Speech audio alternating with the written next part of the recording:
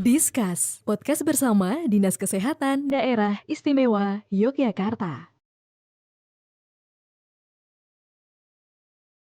Pelayanan kesehatan konvensional belum sepenuhnya dapat mengatasi semua masalah kesehatan. Perlu dikembangkannya pelayanan kesehatan tradisional yang kestrat, yang aman dan bermanfaat dan terintegrasi dalam upaya meningkatkan dan memperluas pelayanan kesehatan terhadap masyarakat seperti pengembangan kesehatan tradisional yang terintegrasi. Lalu, apa tantangan yang akan dihadapi dalam pengembangannya? Kita akan memperbincangkannya dalam Discuss bersama anggota Komisi D DPRD DIY Tustiani SH dan dokter spesialis penyakit dalam, konsultan reumatologi dan guru besar FKKMK UGM, Profesor Dr.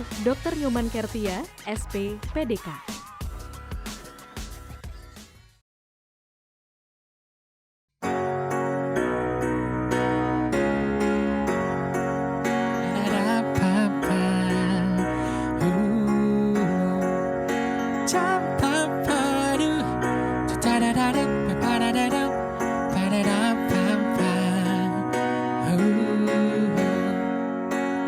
Telah diturunkan untuk umat manusia ajaran untuk menjalani hidupnya.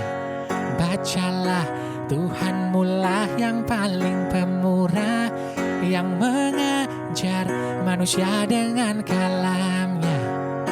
Dia mengajarkan kepada manusia apa yang tidak diketahuinya. Bacalah, maka dia akan tunjukkan jalannya. Bacalah, maka dia akan tunjukkan jalannya.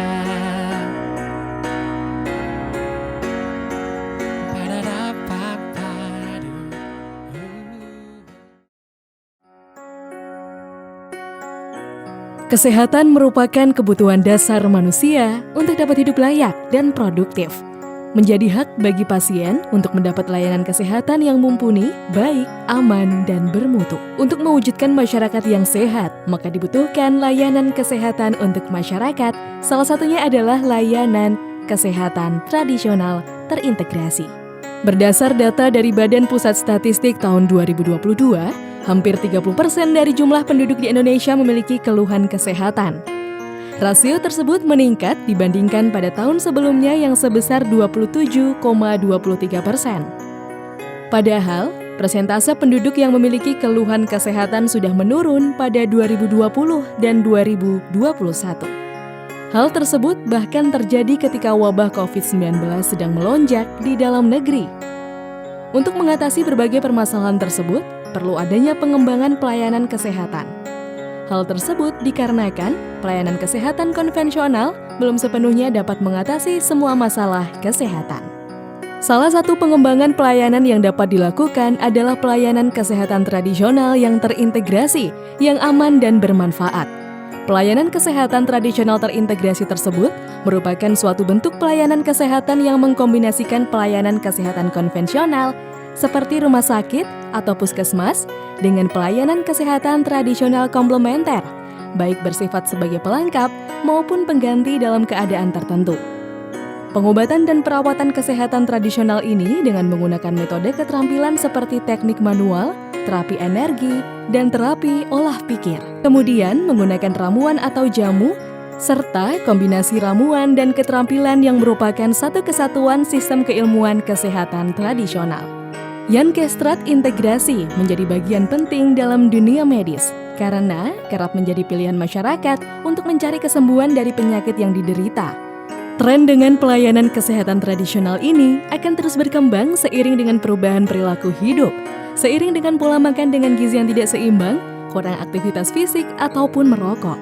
Pelayanan kesehatan berbasis tradisional ini bukan hanya dilakukan untuk orang sakit semata, namun dapat dilakukan untuk orang-orang sehat sebagai upaya preventif untuk mencegah jenis-jenis penyakit yang ada.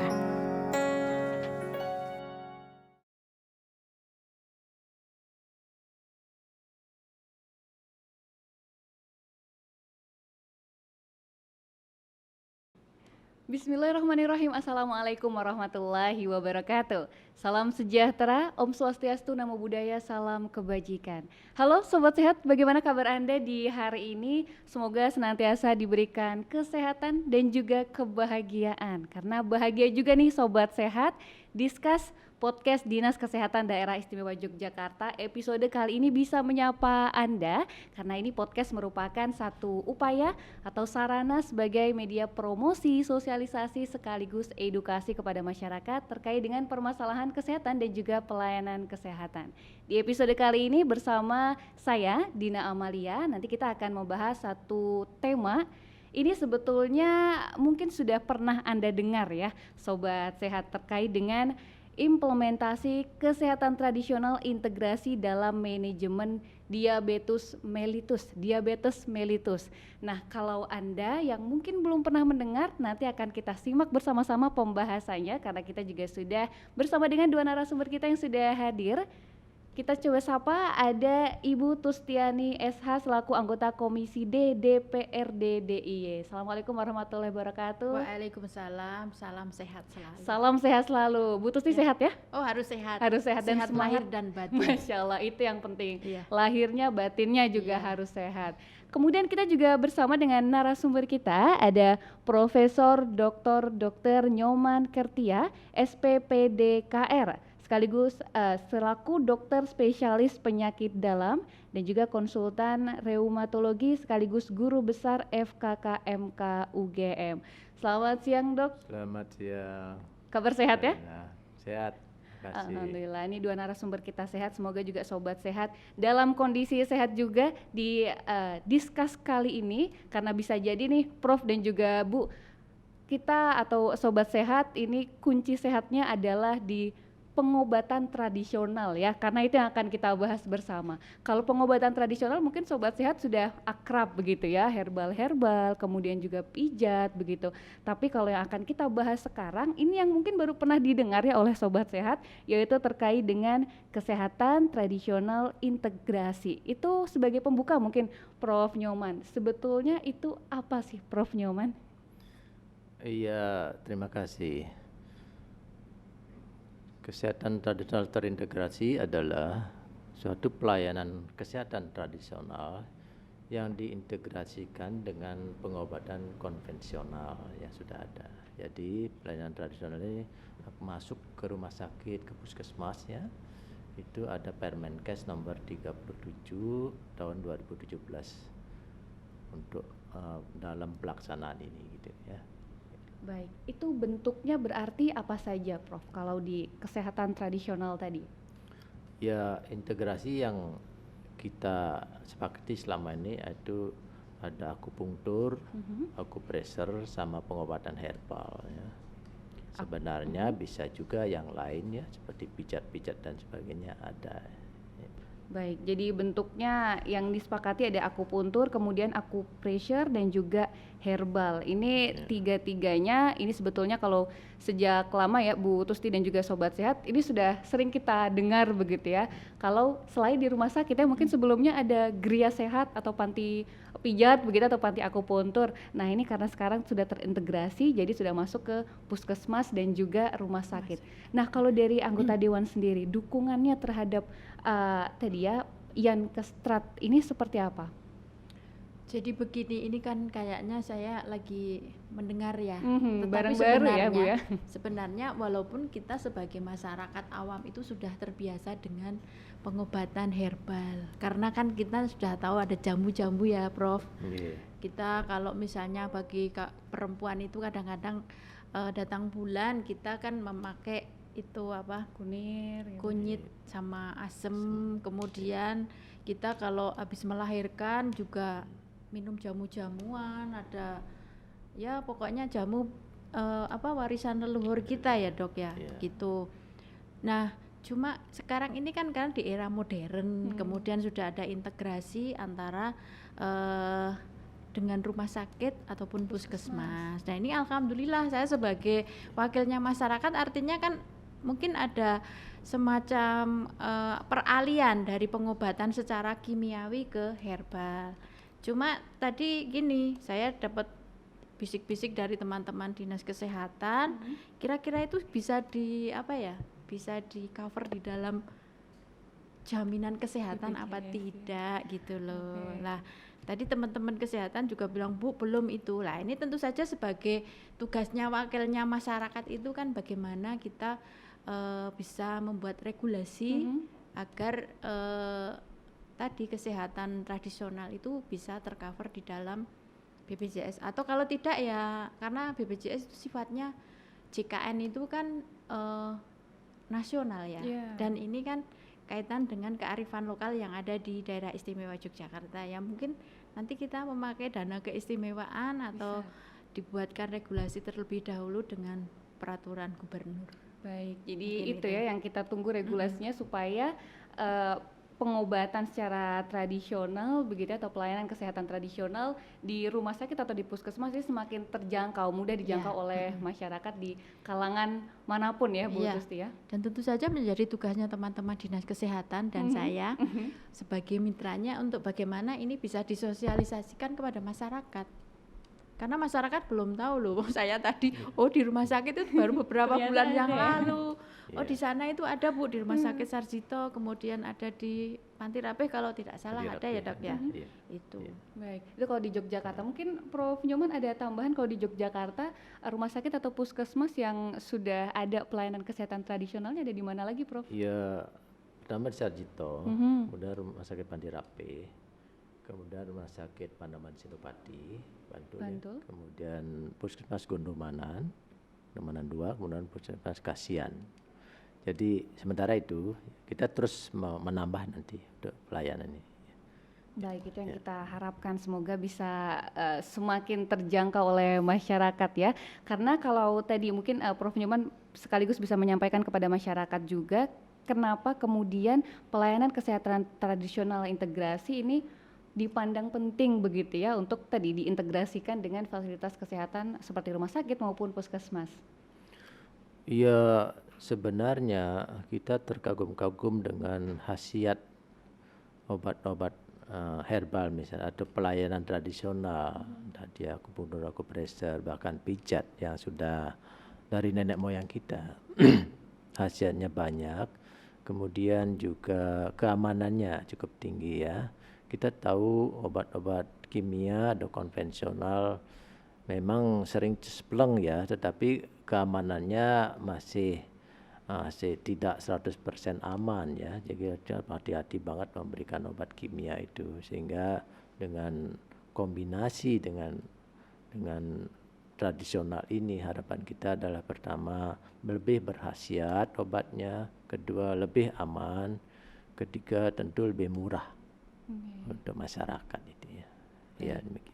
Jadi lebih berkhasiat, lebih aman dan juga lebih murah itu harapannya. Tapi kadang-kadang yang terjadi ya Bu Tusti dan juga Prof. Nyoman, ini kalau kita iseng mungkin ya googling gitu ya, atau cari di e-commerce obat tradisional, misalnya untuk menurunkan gula darah atau lain sebagainya, ini akan banyak sekali yang muncul. Dan kita mungkin sebagai masyarakat awam, kita tidak tahu ya apakah ini aman atau tidak begitu ya, apakah ini bisa dikonsumsi atau tidak. Nah kalau dari Dewan sendiri apa ada regulasi atau juga pengawasan ya kepada beredarnya obat-obat pun jamu kadang-kadang juga sudah ada yang dikemas gitu ya Bu Tusti ya dan juga Prof. Nyoman.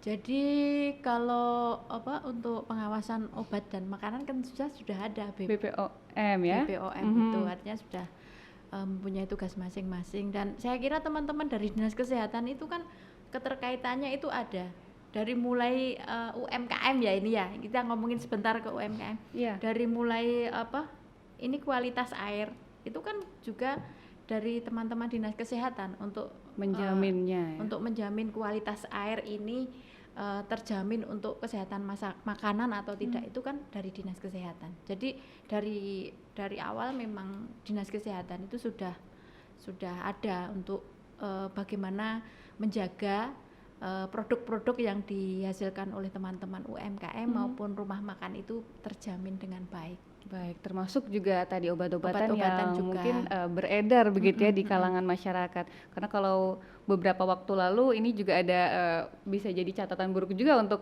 farmasi kita ya, karena ada obat-obatan yang ternyata kandung beredar tapi ternyata ada efek sampingnya untuk kesehatan ginjal anak-anak kita waktu itu ya. Nah, itu yang kita tidak harapkan. Tapi kalau berhubungan dengan obat-obatan yang kemudian beredar di masyarakat, Prof. Nyoman, dari kalau kita tadi bicara soal obat herbal begitu ya, ini kan mungkin nanti Prof. Nyoman juga bisa menyampaikan sebetulnya prinsip obat herbal itu seperti apa dan sampai obat itu bisa sampai begitu ya di tangan masyarakat, itu prosesnya seperti apa?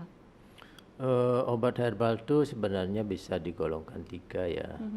Ada yang jamu, kemudian ada yang herbal terstandar, artinya naik levelnya, kemudian ada fitofarmaka gitu ya. Jadi pada posisi jamu di mana obat herbal itu sebenarnya belum diketahui apa zat berkhasiatnya, belum pernah dicoba dilakukan riset baik pada hewan apalagi pada pasien. Jadi posisinya jamu gitu ya. Nanti kalau zat berkhasiatnya sudah diketahui dan sudah dilakukan riset pada hewan bahwa itu aman, itu berkhasiat, namanya herbal terstandar. Herbal terstandar kalau mau dinaikkan lagi itu dicobakan atau diteliti untuk pasien-pasien dan ternyata itu aman dan berkhasiat, maka namanya fitofarmaka ya. Jadi sebenarnya kearifan kita saja memakai obat itu. Jamu juga bagus gitu, cuma level evidence-nya ada bukti ilmiahnya pada posisi jamu gitu ya. Jadi bukan salah gitu, masyarakat minum silakan. Asal kita tahu, kan belum pernah ada keracunan beras kencur kan? Ada kunir asam, tidak ada orang keracunan kan?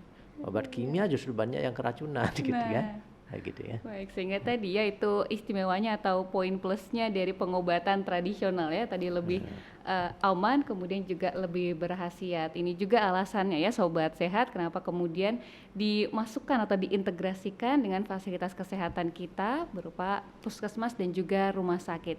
Nah, kalau di Yankestrat integrasi sendiri dari rumah sakit kemudian juga puskesmas, ini gambarannya seperti apa, Prof? Mungkin dari proses atau alurnya begitu ya masyarakat yang ingin menggunakan layanan ini. Ya, maksudnya tadi Bu Tusti sampaikan kan belum masuk BPJS lah ya. Di sana masyarakat perlu kita bantu, mudah-mudahan nanti Bu Tusti sama teman-teman bisa menggolkan lah dari dana keistimewaan. Mungkin teman-teman di Jakarta secara nasional itu lebih bagus lagi. Kemudian saat ini jadi pasien-pasien dia ada mendaftar di poliklinik ya, poliklinik untuk diperiksa oleh dokter di sana untuk mendapat pelayanan yang mana mereka mau, yang mana ditentukan oleh dokternya. Dan yang sering di Sarjito sebenarnya dikirim oleh teman-teman dokter gitu ya. Di dokter-dokter di Sarjito itu sudah tertarik untuk mengirim pasiennya ke kami di poliklinik herbal. Kan ini kan luar biasa ya. Saya pikir dokter itu karena kita didik secara barat saja mungkin anti terhadap, tapi lama-lama kok berubah gitu ya. Ini menarik sekali.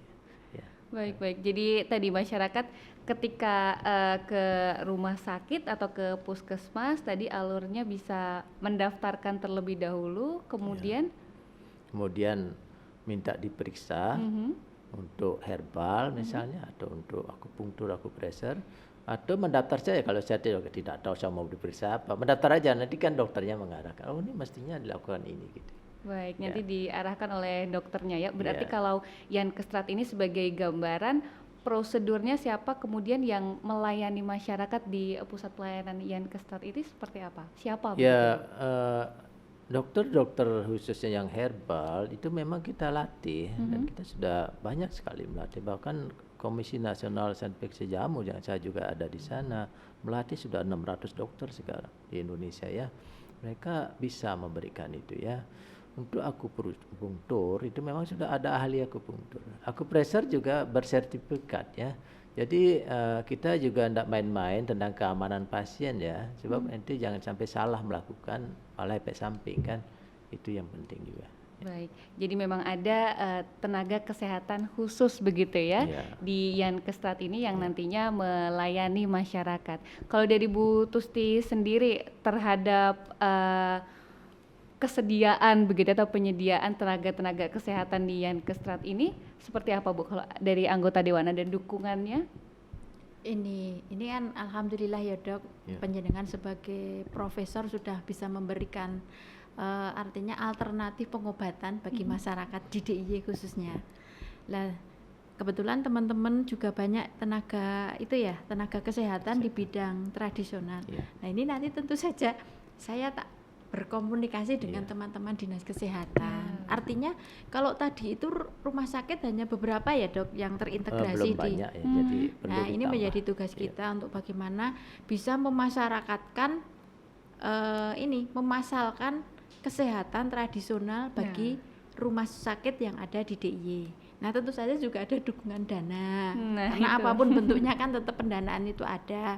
Kebetulan juga ada tenaga kesehatan tradisional lain nanti diperdayakan. Ini tetap juga dengan biaya pendanaan dari dinas kesehatan. Artinya ada daya dukungnya. Baik.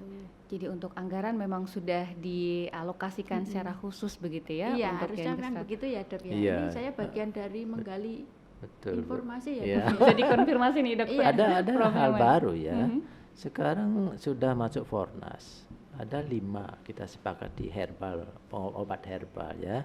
Kita sepakati 5. Tapi memang masih proses untuk masuk ke rumah sakitnya nanti ya. Itu ada, jadi akan masuk BPJS itu. Tapi kan masih banyak penyakit lain kan. Jadi sementara kita. Jadi saya di Komisi Nasional Seleksi Fitofarmaka juga di sana. Saya sudah sepakat untuk itu. Baik. Kita baik gerak awal lah begitu. Iya. Ya. Mhm. 5 obat itu apa saja dok kalau boleh Ada disampaikan? obat MA, Mhm. ada obat jantung, obat alergi, kemudian obat diabetes, ya, kemudian obat ginjal juga. Jadi ada itu yang simple ya, tidak mahal ya. BPJS mestinya tidak susah lah, murah Dok, kan. itu obatnya dari jamu-jamuan gitu. Iya, jadi diekstrak gitu. Oh gitu. Kita Depkes Misalnya kan obat punya. jantung gitu. Maaf Iya, iya, ya. silakan, ya, ya, Saya apa. Iya. host. Ini kita Kalau obat jantung itu obatnya apa, dari ekstrak apa gitu loh dok? Pertama ada kunyitnya, kedua ada bawang putihnya. Oh, ada bawang Itu, putihnya. jadi itu dia semuanya mengurangi kolesterol, antioksidan yang tinggi sehingga mencegah jangan sampai ada gumpalan darah di jantung gitu. Oh gitu. Secara ilmiah bisa dijelaskan itu ya. Mhm. Artinya kan kimiawi dengan ini kan sebenarnya hampir sama, cuma kalau Khasiatnya ya. kimiawi itu kan langsung terasa ya dok. Kalau yang herbal kan mungkin jangka panjang. Iya ya. harus telaten, mana Jangka didetaini panjang. ya. Jadi mereka istilah integrasi bersama-sama, bukan menghilangkan obat baratnya gitu lah, enggak, bersama-sama gitu integrasi. baik, jadi dua-duanya sama-sama kita dorong begitu ya. Tadi Iya. ada obat-obat barat atau konvensional begitu, dan Iya. juga ada obat-obat yang umum, obat-obat herbal begitu atau obat-obat tradisional. Tapi kalau kita tadi bicara soal pelayanan kesehatan tradisional, tadi ada obat herbal, kemudian juga akupuntur, akupressure.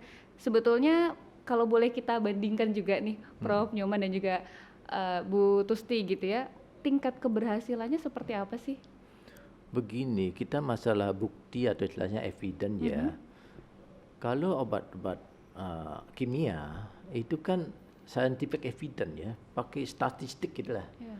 Sedangkan obat-obat herbal atau pijat itu pakai empirical evidence, bukti empiris. Masyarakat ratusan tahun minum itu tidak ada yang mengeluh, mereka sehat. Kan begitu. Pakai statistik enggak pernah, masa tukang jamu pakai statistik. PLB kecil 0,05 enggak ada gitu. Jadi Modern akan nanti berbeda jadinya. pendekatannya dan kita percaya dua-duanya. Makanya saya sering kasih ceramah ke dokter-dokter, coba Anda berpikir yang sedikit beda lah gitu. Kalau selalu pakai statistik bisa salah. Pakai empiris juga gitu ya. Kalau enggak gitu kita udah musnah kan. Dulu kan belum ada obat kimia. Kan pakai herbal semua zaman dulu. Kenapa kita masih berkembang dan sehat kan? Logikanya kan begitu. Oke, jadi memang kalau sebetulnya obat tradisional, obat herbal ini adalah warisan nenek moyang begitu ya, kearifan lokal yang sudah lama ada, tapi kemudian ini berusaha untuk diintegrasikan dengan fasilitas kesehatan supaya masyarakat ini bisa lebih mudah untuk menjangkaunya begitu ya, Prof. Nyoman ya.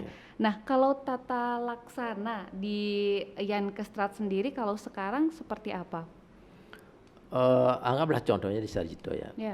Sarjito kita sudah mulai buka tahun 2010. Nah lama, 13 tahun lah ya.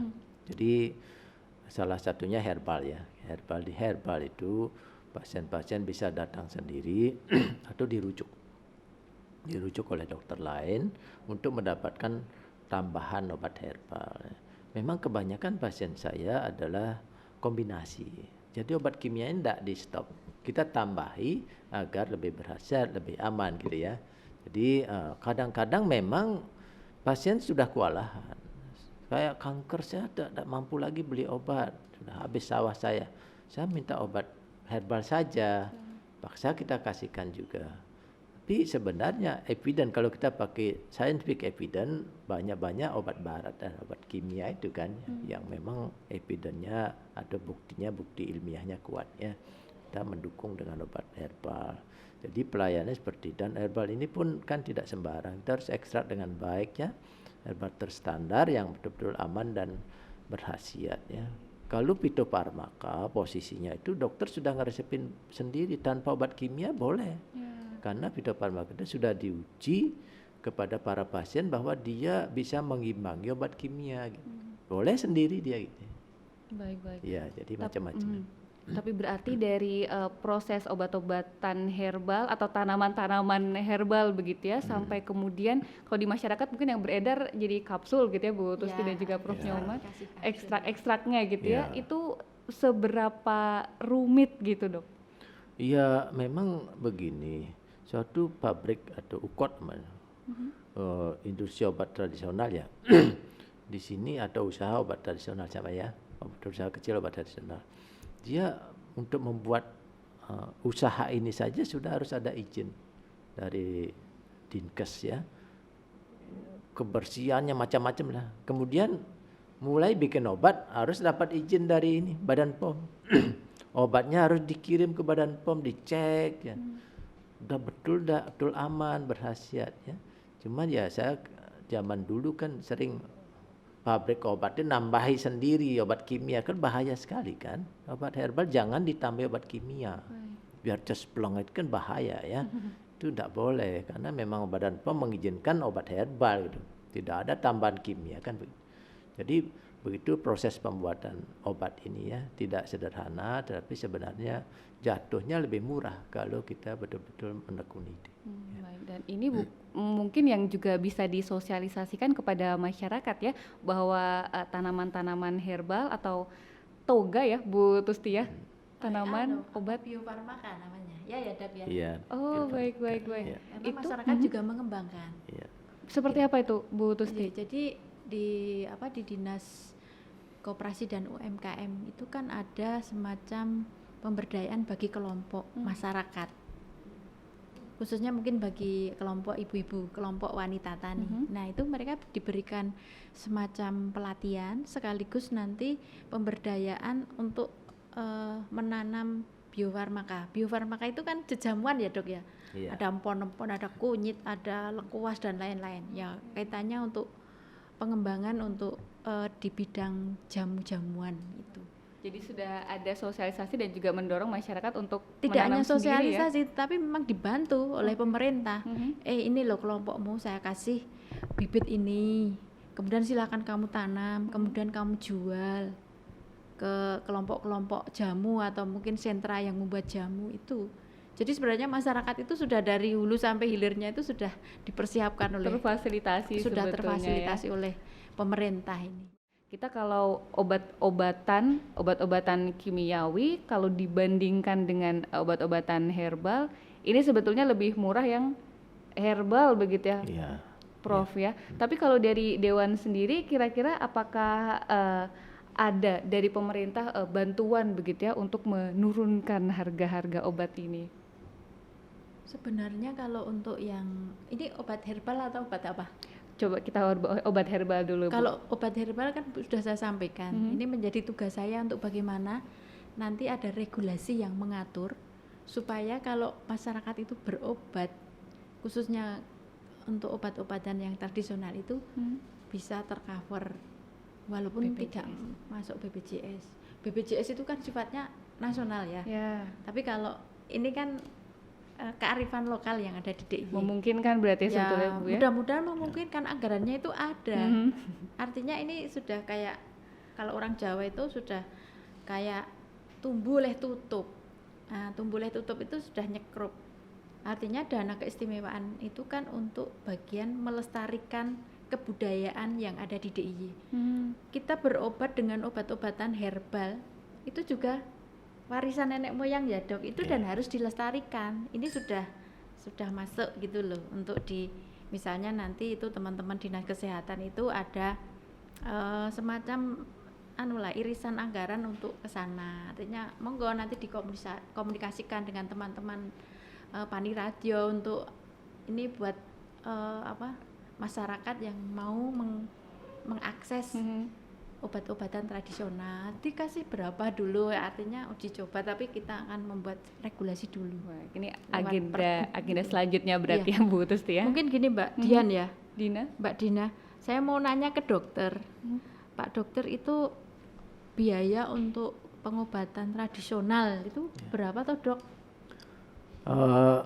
Misalnya Kalau penyakit diabetes mellitus gitu loh, berapa ya dok? Iya, kalau saya lihat itu kira-kira ada 25 sampai 30 ribu untuk 2 minggu. Untuk itu udah dapat Kan obat-obatnya? murah itu kan. Udah Murah ya? dari Iya. mulai periksa Nah misalnya itu kalau Obatnya dokternya berupa? kan ditanggung oleh ini, oleh apa namanya gajinya sama BPJS ada tuh. Tapi ininya obatnya harus beli ya? Ya, obatnya sementara kan harus beli. Iya, tapi gini dok, tadi dokter kan itu harus lewat umum ya? Jadi karena belum masuk BPJS Iya, programnya kan lewat umum jadinya. Berarti dokternya gratis? Itu masalahnya, dokternya kan mesti ngambil dari poli lain biasanya. Oh gitu. Jadi dia periksa tempat lain udah dapat lah. Jadi Oh gitu. memang Jadi subsidi begitulah. silang ya? Kita posisi saya ya sudah, yang penting saya layani masyarakat segitu saja. Oh, gitu. Sementara kan Karena Karena belum sistemnya masuk. seperti itu berarti ya. belum masuk BPJS masalahnya. Iya. Jadi termasuk dokternya tidak masuk. Kan. Itu termasuk kompak untuk rumah sakit dan Kenapa? untuk misalnya rumah sakit yang lainnya? Eh, Misalnya kalau di Bantul di rumah sakit. sama Panembahan belum ada Senopati. yang masuk BPJS masalah. Jadi di rumah dokternya masih tetap wah ini pokoknya Iya, Itu Misalnya, jadi iya. sedekah gitu ya. ya gitu. Jadi biasanya juga pasien anggaplah polikliniknya ke dalam, saya tangani di situ kan. Kemudian saya kirim ke poli herbal. Jadi saya kan sudah dapat di poli penyakit dalam lah dapat. Oh gitu. Dapat apa Iya. istilahnya itu? Dapat Ya fee-nya lah. ya. Di herbal apa kita enggak usah mikir GM, lagi. GM ya dok ya. GM. apa tuh?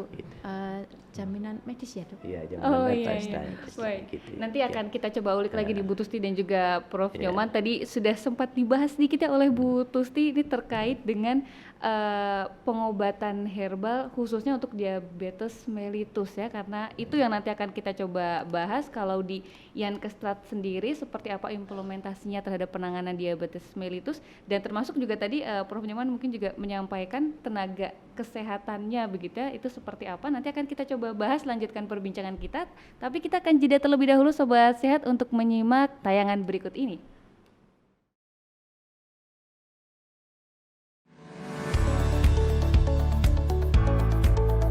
Pelayanan kesehatan konvensional belum sepenuhnya dapat mengatasi semua masalah kesehatan. Perlu dikembangkan pelayanan kesehatan tradisional Yankestrat yang aman dan bermanfaat dalam upaya meningkatkan dan memperluas pelayanan kesehatan terhadap masyarakat. Hal tersebut merupakan peluang bagi Yankestrat untuk menjadi inovasi di Fasyankes. Yang menjadi tantangan dalam pelayanan kesehatan tradisional adalah pembiayaan yang belum sepenuhnya ditanggung oleh BPJS. Data uji klinis yang masih terbatas, harga obat-obatan herbal yang tidak lebih murah dari obat-obatan tradisional, konvensional, adanya obat herbal asing yang masuk ke Indonesia, disertai dengan tenaga asing, serta dukungan komite medik dan Pemda yang belum optimal. Sementara itu, masyarakat belum mengenal sepenuhnya tentang pelayanan kesehatan tradisional. Di sisi lain, masih berkembangnya stigma negatif terhadap pelayanan kesehatan tradisional. Untuk itu, diperlukan adanya sosialisasi yang masif dan berkesinambungan di dalam masyarakat, sehingga layanan kesehatan tradisional dapat berkembang dengan baik serta mendapat dukungan dari semua kalangan.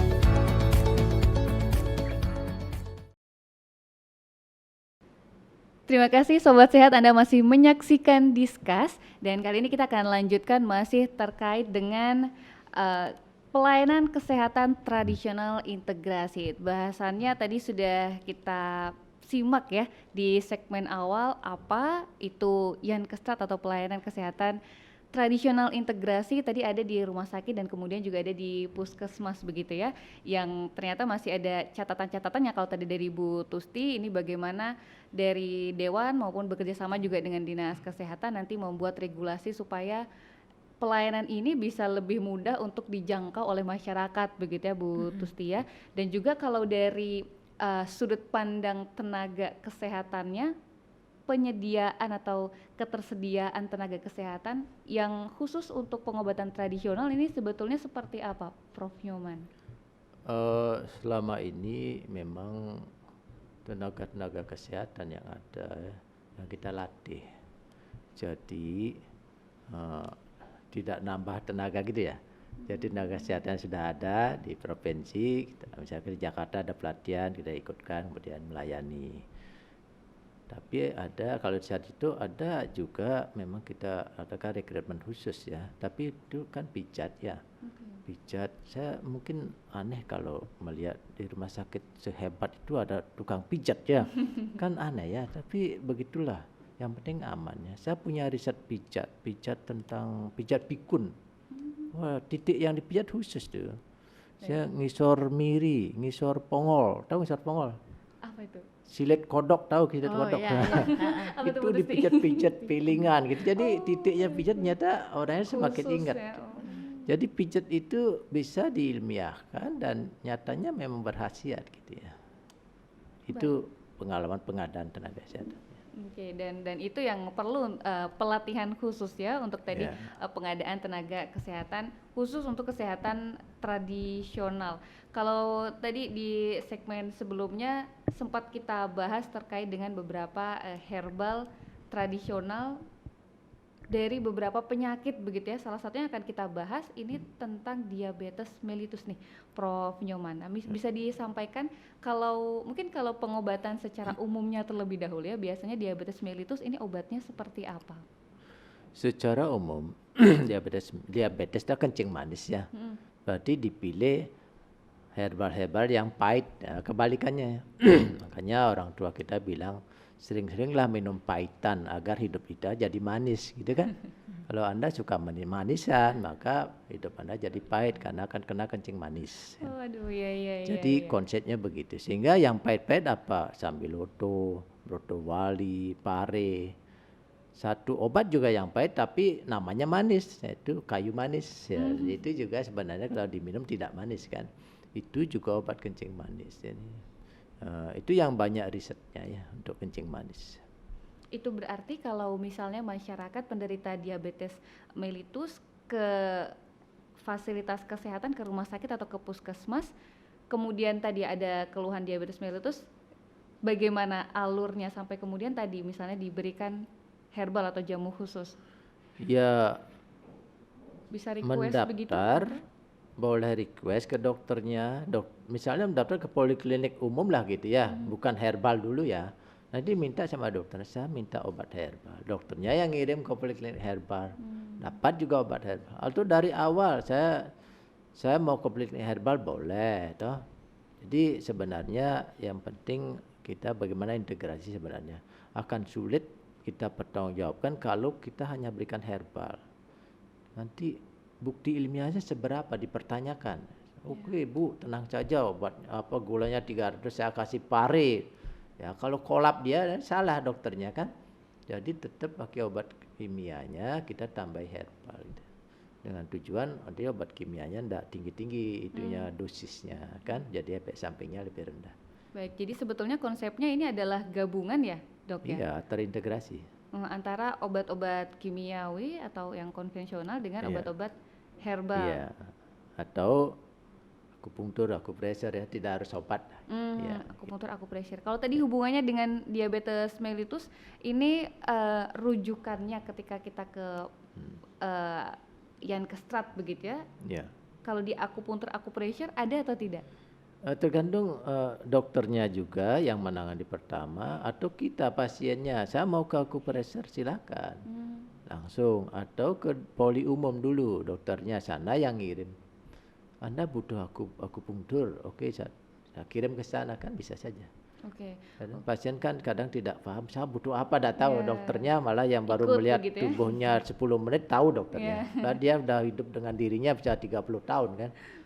Lah itu tenaga ahli begitu ya sobat sehat. Nah, dan ini yang mungkin menjadi PR juga untuk kita begitu ya, termasuk Bu Tusti dan juga Prof Nyoman, bagaimana kita mensosialisasikan kepada masyarakat, karena kalau selama ini pelayanan kesehatan tradisional ini kita lebih akrab bukan di rumah sakit ya. Kayak kalau kita rumah sakit atau puskesmas itu inginnya mendapatkan yang kimia gitu ya, dengan alat-alat canggih dan sebagainya. Biasanya kalau kita butuh obat-obat tradisional itu larinya akan ke Gria Sehat misalnya, atau kalau pijat tadi ke panti pijat gitu ya.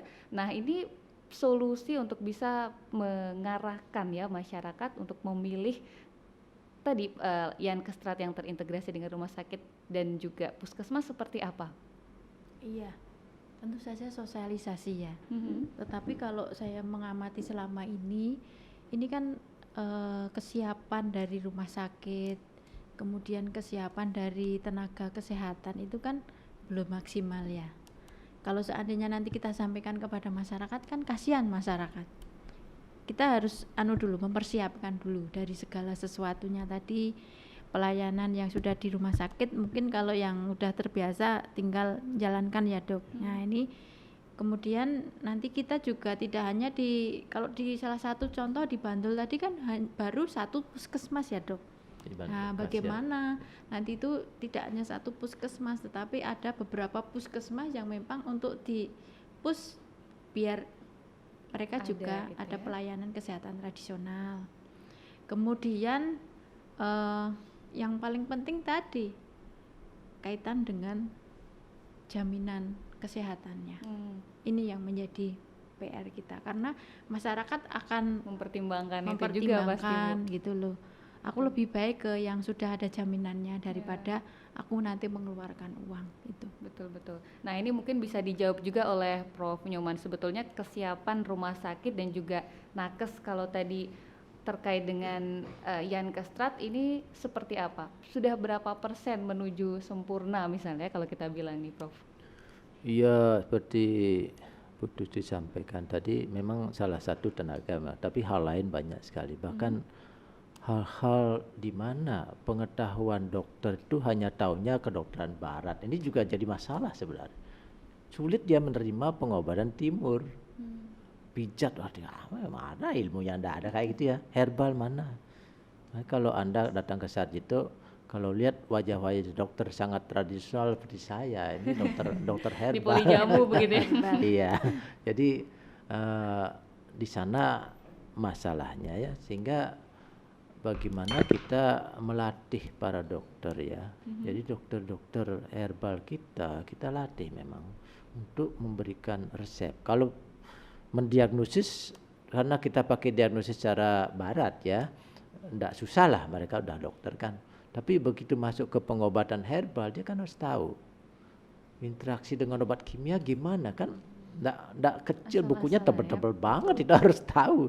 Jangan sampai keracunan, malah bagaimana dia obat itu sambil adiksi, sambil saling meningkatkan khasiat, efek sampingnya kalau dicampur bagaimana, itu kan bukan hal sederhana. Begitu juga apoteker kita latih ya, itu yang kita lakukan, dan sehingga kita berani naruh dokternya untuk melayani gitu. Jadi sebetulnya persiapan rumah sakit atau juga puskesmas yang misalnya mau membuka ya Yankes Strat baru begitu ya di puskesmas atau rumah sakit mereka, ini kira-kira yang dibutuhkan apa saja Prof? Misalnya ada laboratorium khusus untuk tadi penelitian obat herbal atau seperti apa? Jangan canggih-canggih banget, Oh, nanti gitu. enggak kembang-kembang lah. Biasa-biasa aja. Kita gini ya, kita sudah melatih, saya bilang tadi sekitar 600 dokter apoteker ya di Tawangmangu, ini kan nasional ya. Kemudian kita sudah drop ke DIY, mungkin sudah ada 20-an kira-kira ya dokter, kita sebar gitu. Jadi mereka sudah bisa melayani gitu. Dengan herbal yang ada, Bahkan dulu kita kirim dari Tawangmangu bahwa Anda berikan ini, kalau sakit ini berikan ini. Dengan harapan mereka bisa mengembangkan sendiri sebenarnya. Cari silakan di masyarakat, biar masyarakat bangun dia menanam karena bisa dijual kan itu kan. Jadi kan bangkit mereka. Sebenarnya ide kita begitu ya. Memang ini proses panjang ya. Proses panjang sampai betul-betul kita maju. Kan udah lama program ini kan 2010-an lah kira-kira. 2010 mulai ada Permenkes tentang ini pelayanan tradisional itu ada Permenkesnya itu. Jadi itu 2010 dan sekarang ya bergerak lah tapi kan tidak cepat banget ya. Karena dua kutub yang berbeda terus terang nih. Dokternya belajar barat disuruh nangani timur ini kan suatu hal sederhana. Ya, itu yang jadi hambatan juga, mungkin tantangan juga ya. Iya, saya malah enak dulu di sentra pengembangan pengobatan tradisional, plot udah Anda pakai jamu. Saya juga tenang dia, enggak salah. Karena itu tidak di rumah sakit, di pekapalan kan ada. Saya tenang-tenang saja, enggak apa-apa. Tapi begitu masukkan herbal atau jamu ke rumah sakit, wah, saya sampai dimarah-marah terus di awal presentasi. Ini mau mengembangkan ilmu hitam jadi kok dicampurkan karena mereka gitu tidak paham, tapi sekarang mereka ingin ikut malah. Alhamdulillah. Ini ilmu putih ini gitu ya, ada ilmunya gitu lah. Baik, dan tadi ada evidensi atau bisa dibuktikan secara ilmiah sebetulnya ya, Prof. Nyoman. Nah, kalau sekarang mungkin di Yogyakarta ini Yankestrat baru jumlahnya terbatas ya, Bu Tusti ya. Kalau ternyata apa sebetulnya tahapan-tahapan ya untuk pengadaan Yankestrat dan kemudian membuat Yankestrat ini tren begitu ya di masyarakat?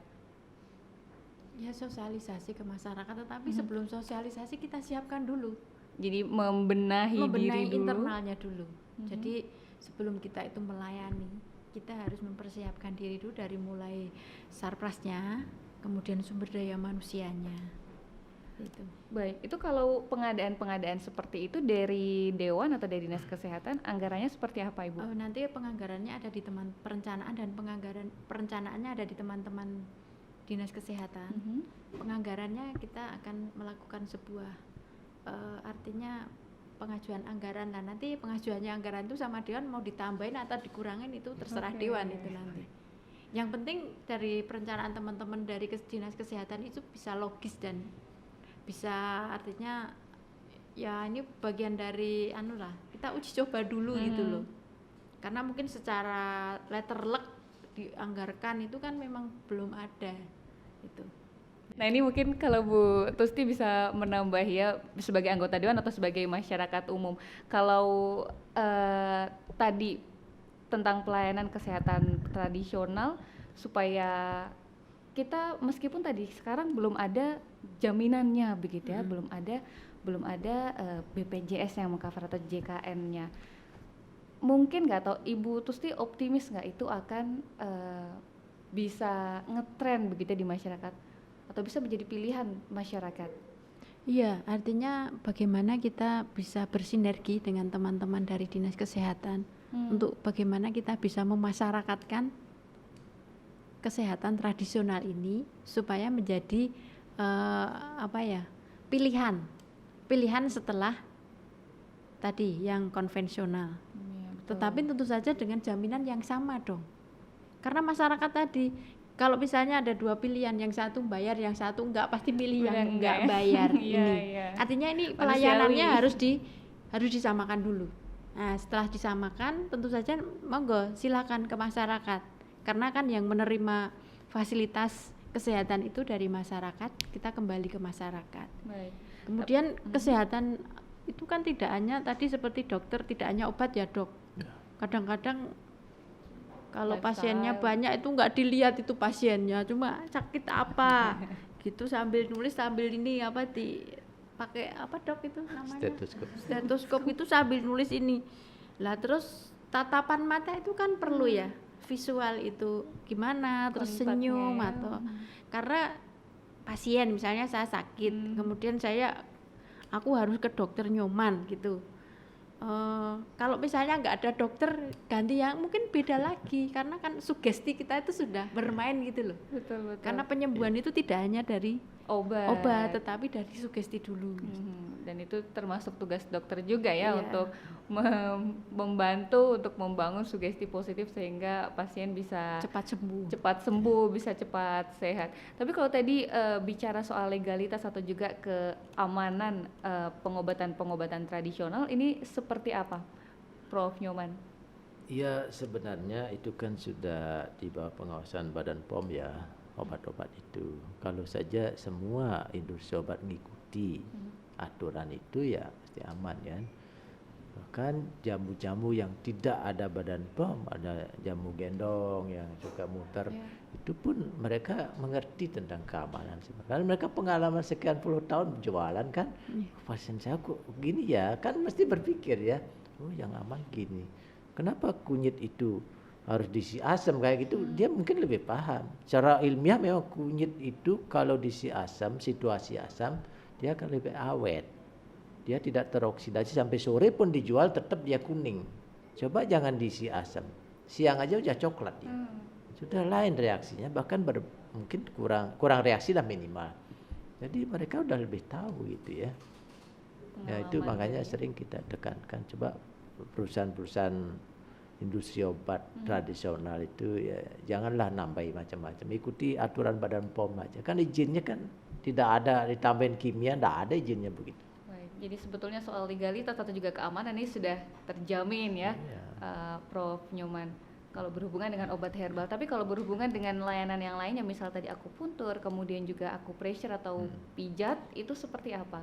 Itu tenaganya tersertifikasi, jadi ada sertifikat pelatihan. Sudah dilatih, silakan. Harus mendaftar ke dinas kesehatan kan. Jadi ada apa yang perlu dilampirkan apa. Jadi ini kan penting sekali attitude atau sikap yang baik sehingga tidak melangkahi kompetensi yang ada saja, sehingga tidak timbul efek samping. Dulu pernah kejadian Jakarta yang itu meninggal ya, apa namanya, sirupraksi. Iya, sirup yang itu. Ya kan? Yang banyak meninggal itu ya dok, Iya, yang anak-anak itu kan, iya, ginjal. ya enggak melangkahi lah gitu. Ya. Baik-baik, itu yang menjadi catatan kita juga sehingga tenaga kesehatan ini betul-betul kompeten, terampil, sehingga itu juga meningkatkan kepercayaan kita sebagai masyarakat ya Bu Tustia, karena kadang-kadang kita masyarakat juga pasti punya pertimbangan, punya ya tadi ya logika apakah yang ini aman atau tidak, sehingga Ian Kestrat ini bisa menjadi pilihan ya untuk masyarakat bisa menyembuhkan penyakitnya, termasuk juga para pasien diabetes mellitus. Ini kalau sebelum ada Ian Kestrat normalnya begitu dok, pengobatannya seperti apa? Tergantung itu ya. Pengobatan diabetes kan tidak langsung obatnya. Misalnya gulanya di bawah 200 ya, 190 gitu ya, udah 200 ke bawah. Kita berarti berusaha exercise dulu kan. Exercise sama diet itu penting banget ya. Itu dengan itu bisa turun dia tanpa obat ya. Ya jangan sampai pasien tergantung obat gitu ya. Kemudian kalau memang tinggi bandel baru mulai masuk obat kan. Obat-obat itu kan mulai sederhana juga. Ada sulfonylurea, macam-macam lah obat sampai yang paling canggih juga ada. Tapi saya punya riset dan saya baca banyak riset, ternyata obat-obat kencing manis itu di herbal juga ada. Ada obat untuk meningkatkan produksi insulin gitu kan, atau insulin injeksi lah, atau obat yang meningkatkan produksi insulin ya, sulfonylurea gitu ya. Dia ternyata sambiloto itu demikian efeknya. Sambiloto sama brotowali sama meningkatkan produksi insulin. Itu. Ada obat yang menghambat penyerapan glukosa oleh usus. Ya, kalau kita makan gula tidak diserap ke darah gitu. Ternyata jadi Belanda begitu gitu efeknya. Ada obat yang agar gula itu tersimpan di liver, tidak ke darah. Sebab jangan sampai gula darah tinggi. Ada itu kayu putih, kayu manis. Kayu manis. Ada obat yang gula itu agar disimpan di lemak di otot. Ada obat itu, nyata pare begitu. Jadi sebenarnya kalau kita mau ilmiah, kita bisa pakai data itu. Perlu diteliti lebih jauh lagi kan. Jadi berarti betul ya, Prof ya, karena kalau di masyarakat itu yang sering kita dengar kalau penyakit gula begitu atau penyakit kencing manis itu dipahitin biar gulanya nggak tinggi-tinggi gitu ya. Tadi Iya. konsumsinya ternyata makanan-makanan yang Pahit-pahit. yang pahit itu berarti betul ya, Iya. seperti misalnya pare, kemudian juga sambiloto, brotowali juga termasuk.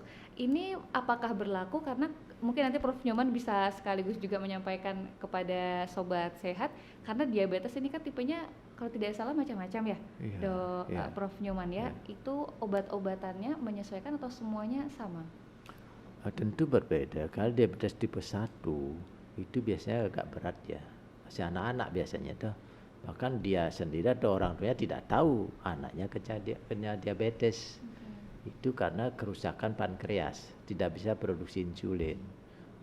Anak saya kok mendadak koma ya, kayak gitu. Itu tipe 1 biasanya masih anak, masih muda gitu lah. Itu agak sulit, kalau herbal tok sulit, kita harus kasih insulin gitu ya. Tapi tipe 2 kan yang paling banyak sebenarnya. Kita lihat coba kalau Mbak Dina punya Om misalnya, dulu gemuk sekarang kok kurus, nah hati-hati ya.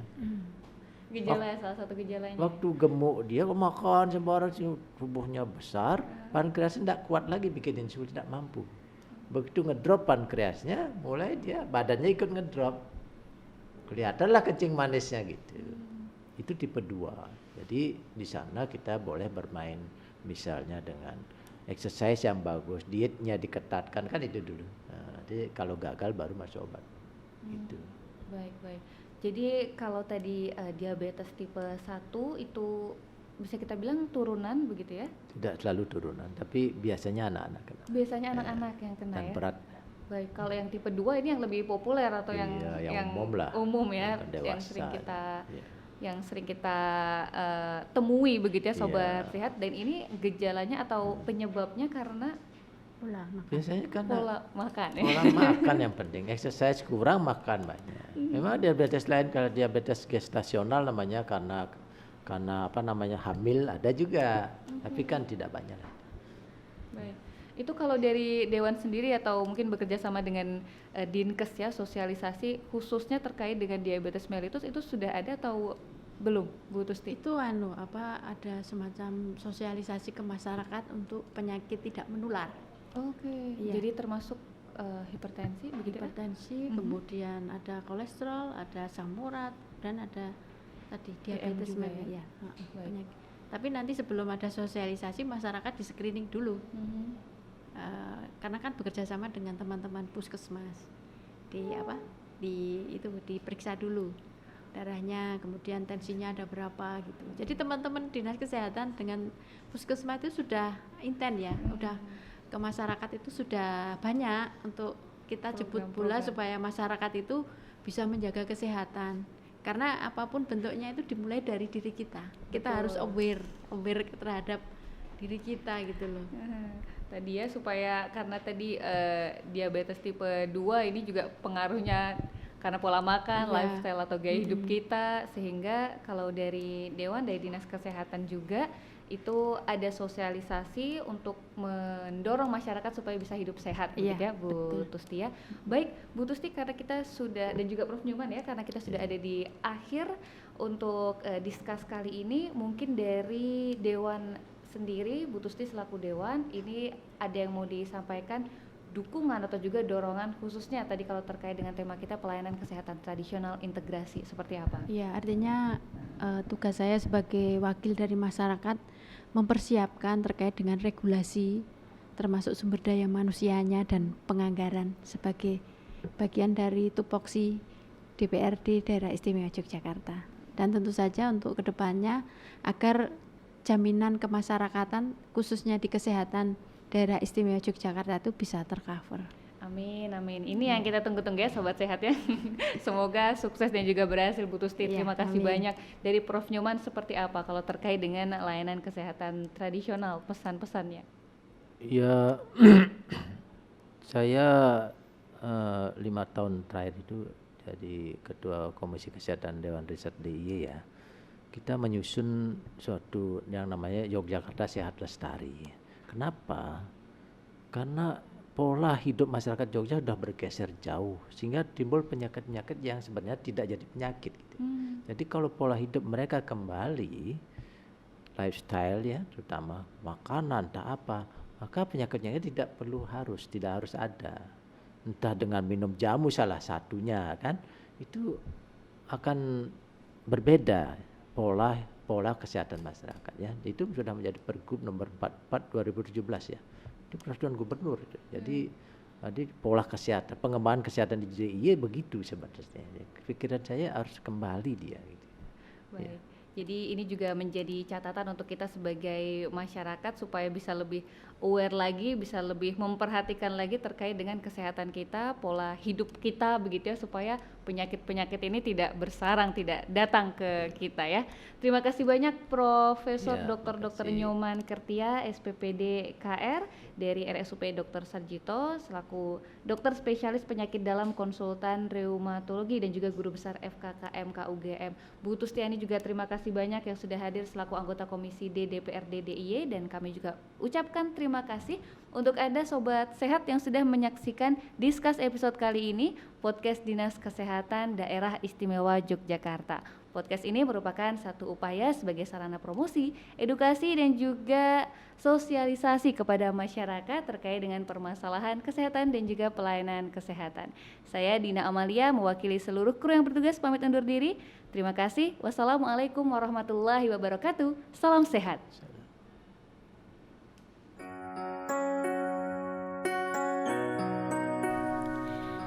Pelayanan kesehatan telah diakui keberadaannya sejak dahulu dan dimanfaatkan oleh masyarakat sebagai upaya preventif, promotif, kuratif, dan rehabilitatif.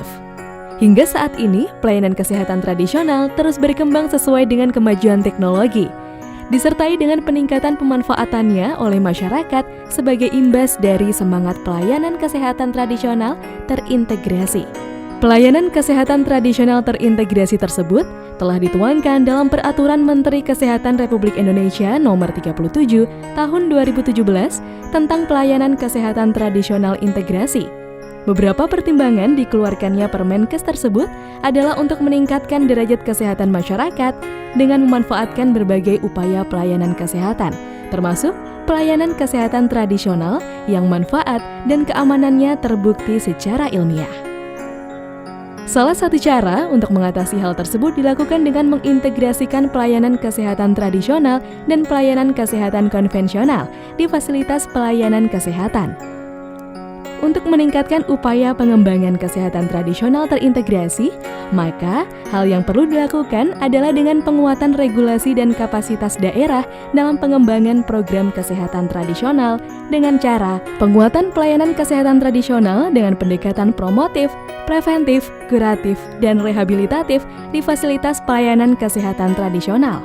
Peningkatan pelayanan kesehatan tradisional sesuai dengan standar, penguatan sistem pelayanan kesehatan tradisional integrasi di rumah sakit dan puskesmas sebagai layanan unggulan, penguatan peran serta masyarakat melalui asuhan mandiri kesehatan tradisional untuk terwujudnya keluarga sehat secara mandiri, peningkatan sinergisme lintas sektor, pusat dan daerah, serta swasta untuk pengembangan pelayanan kesehatan tradisional.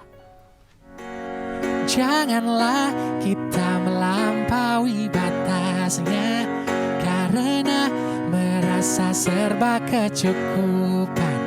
Sesungguhnya hanya kepadanya berpulang, bersujudlah dan mendekat padanya.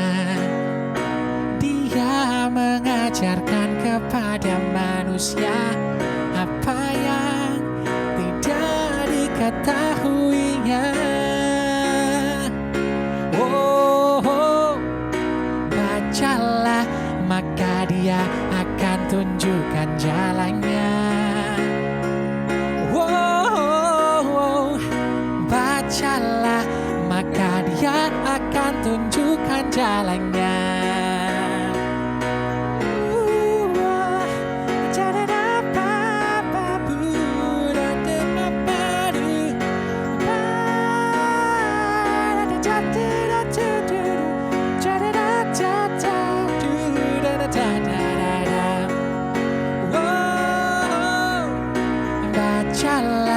maka Dia akan tunjukkan jalannya. Bacalah, maka Dia akan tunjukkan jalannya.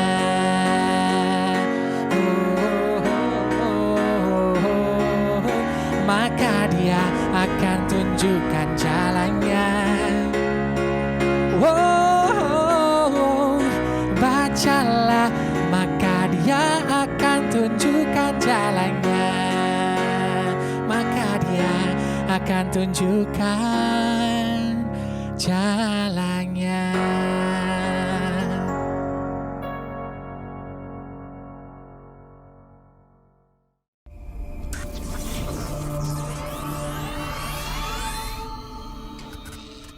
Discuss, podcast bersama Dinas Kesehatan Daerah Istimewa Yogyakarta.